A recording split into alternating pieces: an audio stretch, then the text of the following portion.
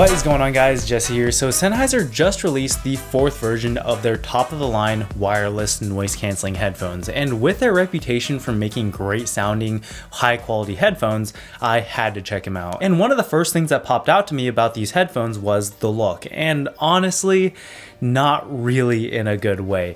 And I still remember when I first saw these, I had to do a double take to make sure that they actually were the Momentum 4s, because they're such a departure from what we're used to seeing from the Momentum series. Like, here are the first 3 versions, and this is the 4th. And honestly, I feel like they just used to have such a unique and awesome look, and now they just look painfully generic and way less premium. Not to say that these are poorly built or anything, but just compared to the all leather and metal builds of previous versions, or even other similarly priced headphones from other brands, design and build wise, these just don't really scream out to me that they're $300+ premium headphones. Although I will say I do appreciate on this white colorway all the parts that are going to touch your head, like the supple leather ear cups and the rubberized headband, gray instead of white, so that you don't have to worry about discoloration over time. But I was a little bit disappointed to find out that the ear cups aren't really deep enough and my ears touch the drivers. I hate that feeling, and it's always the first thing to start hurting whenever I'm wearing headphones, and I still found that to be the case with these ones. I could only really wear them for like 1 to 2 hours before they started to hurt, and it might just be because I'm particularly sensitive to that, but just something to watch out for. And okay, I know so far you might be thinking that this review has been pretty critical, and you'd be right, but the good news is that as far as criticisms go and the things I don't like about this headphone, those are pretty much it, because everything else about these are pretty great. Like, other than the drivers touching my ears, these are very comfortable. Clamping force is just right, like enough to keep them on your head, but not so much that you start to feel pressure on the sides of your head after wearing them for a long time. They're also very lightweight, so you don't get that fatigue in your neck.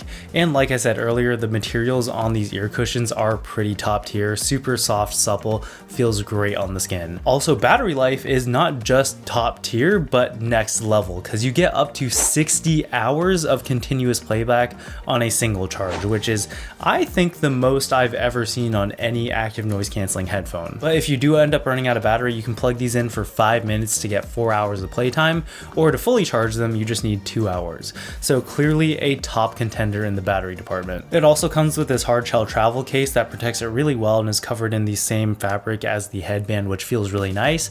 And it has all these elastic loops on the inside to carry your cables, which isn't my favorite because it just doesn't really look the best and it's not really the most elegant solution, but it definitely does work. And it also does come with an airline adapter, so that's really nice if you travel a lot. Now back to the headphones. The entire side of the ear cups are giant touchpads where you can use media controls, volume up and down and stuff like that, and honestly, yeah, no complaints here. They just work really well. The app I did have a little bit more trouble with, just connection wise. Like, it would work for a while and then just all of a sudden not be able to find the headphones anymore, even if they were connected via Bluetooth to the phone. But in the app, you would get most of what you would expect, like firmware updates, battery percentage, EQ, which is just a simple slider for bass, mid, and treble, which I really like, and you can save your own custom presets in there as well. They also have some sound modes at the bottom, like bass boost for more bass obviously, or podcast for more enhanced speech clarity. And honestly, I think they sound really good out of the box, so I didn't really mess with the EQ, and I'll get into the sound in a second, but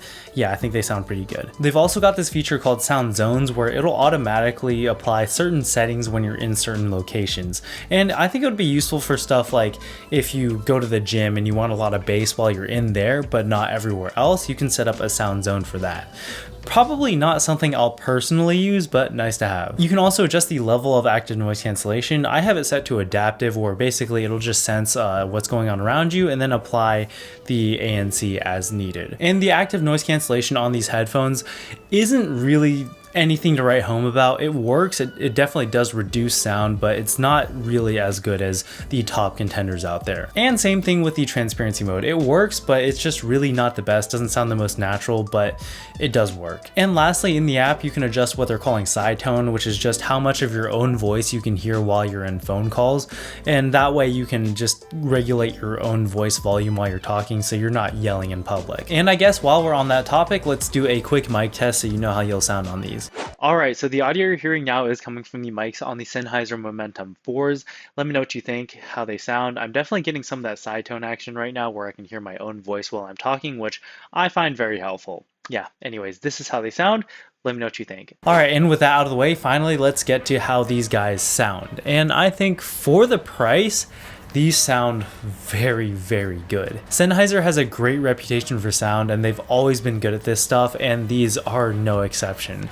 Like, they've got that super rich, deep low end that'll really get you feeling it and not just hearing it. And even though I would still describe these as being pretty bass heavy headphones, they don't leak into the mid-range too much. There definitely is still a little bit of muddying going on, but it's not to the point where I find them just not enjoyable to listen to. The high end also can get a little bit harsh, especially when you start pushing the volumes up really high, but outside of that, it's really not too bad. So overall, pretty straightforward set of headphones from Sennheiser.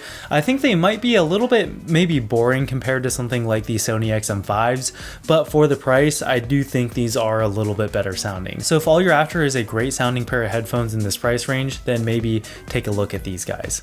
Anyways, that's it for this one. Let me know what you think in the comment section down below. Like if you liked it, sub if you loved it, and I'll catch you guys in the next one. Peace.